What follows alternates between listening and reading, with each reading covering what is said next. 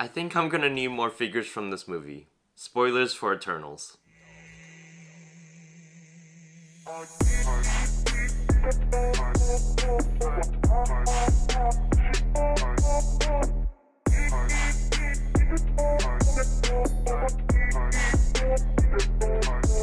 So I went in expecting to really dislike Eternals, but this ended up being one of my favorite Marvel movies. That being said, I do believe that the beginning of this movie is kind of weak, and I would attribute that to the constant time jumping within the first act of the movie, where it's just like you spend a little bit of time in the present, and you spend a little bit of time in the past, then present, then past, and you just keep doing that, and you never really get enough time to really settle into one time period and stick with these characters and how their relationships are at that time period. It felt like two storylines taking place at the same time. A plot with the main characters in the present time and a plot with the main characters in the past going on simultaneously. Something else I really disliked about the movie were the Deviants. Like, I found them threatening, but I feel like I shouldn't have found them threatening because the Eternals are supposed to be significantly powerful, right? Like, if we lowball them, I'm expecting them to be at least like baseline Thor level. Like, I'm talking like the first Thor movie. That's where I'm seeing them. That's how I kind of like interpreted their power just from seeing what they can do. But at the same time, if Icarus is your cap, because they kept stating that Icarus is the most powerful Eternal out of the group, right? Icarus is easily like cut, you know, he bleeds easily, he's easily injured and like maybe even knocked out. And then you also have like Druig, who can, you know, control the whole population of the Earth. At least that's what he states. And then you've got Makari, who beats down Icarus really easily. So I just found the power scaling a little off. I just couldn't really get a good feel for how strong these guys were. And then Icarus also takes moments to fly into the sun, which is like, huh? It just wasn't consistent. Two small things I really liked about the movie. One of them being the Mad Weary. I just like the concept of you've lived in this long that you just have so many memories that it overloads your brain and you just kind of go insane. And then I also really liked the way that the Eternals' powers were depicted. I felt like they were very distinct, they had a lot of oomph to them, and visually they were very pleasing to look at. And speaking of distinction, I've heard complaints about why is Sprite built with this flaw of just looking very young, or why is Makari deaf? Why would they purposely give these two characters specifically, you know, these types of like flaws basically?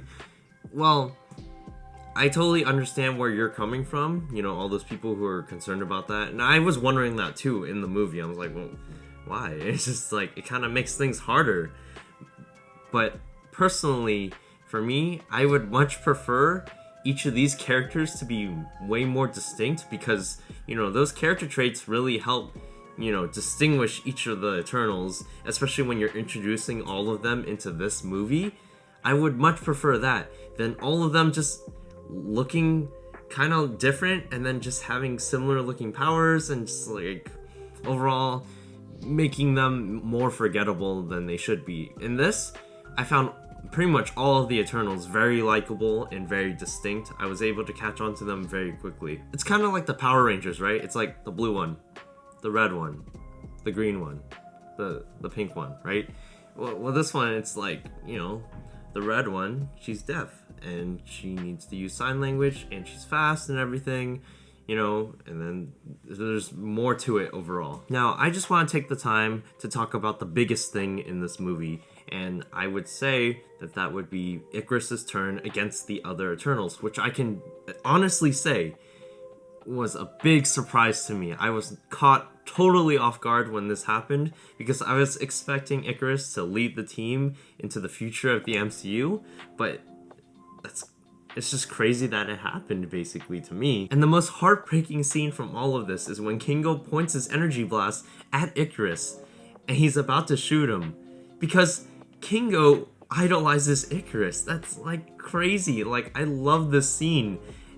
He was gonna make a movie trilogy about him. Kingo literally dresses up as Icarus for this movie. He was playing Icarus. He wants to be Icarus.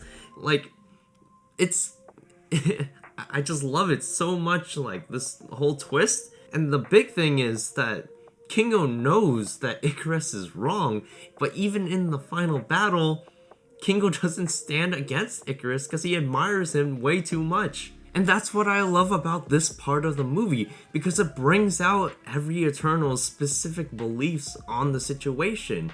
Like Phastos, he has a family, so he has a stake in protecting Earth. Sprite, she doesn't really care, she just blindly follows Icarus out of love. And Kingo, he's somewhere in between.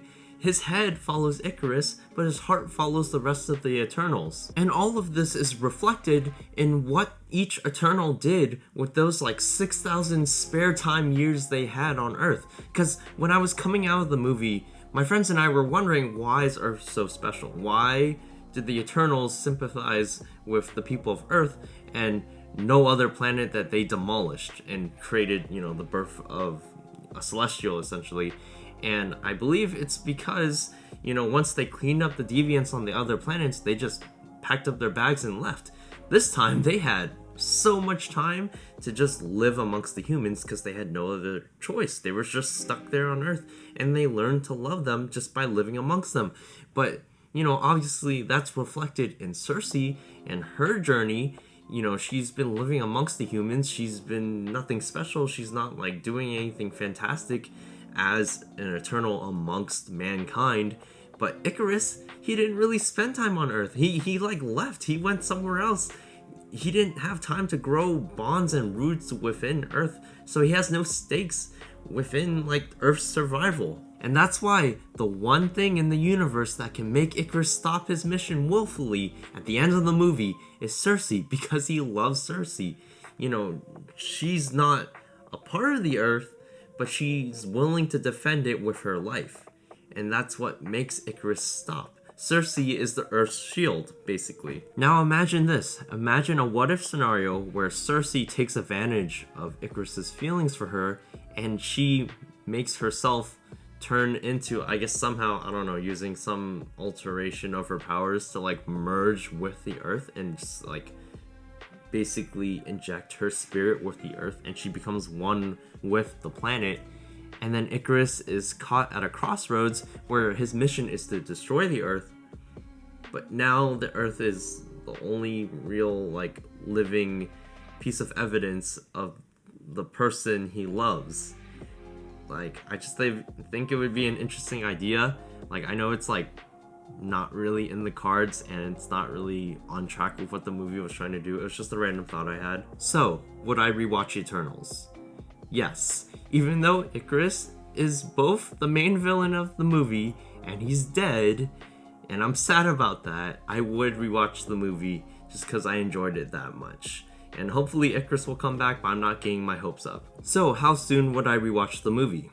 Immediately, honestly. I enjoyed it that much, and the movie didn't feel that long to me at all. I genuinely want to rewatch it again, right now. But yeah, those are my overall thoughts on Eternals. Like I said, I really enjoyed this movie. I didn't think I would, so go check it out. I recommend it, especially a movie as diverse as this. I think it's worth supporting. Like and subscribe for more content and more reviews like this, and I'll see y'all later. Bye.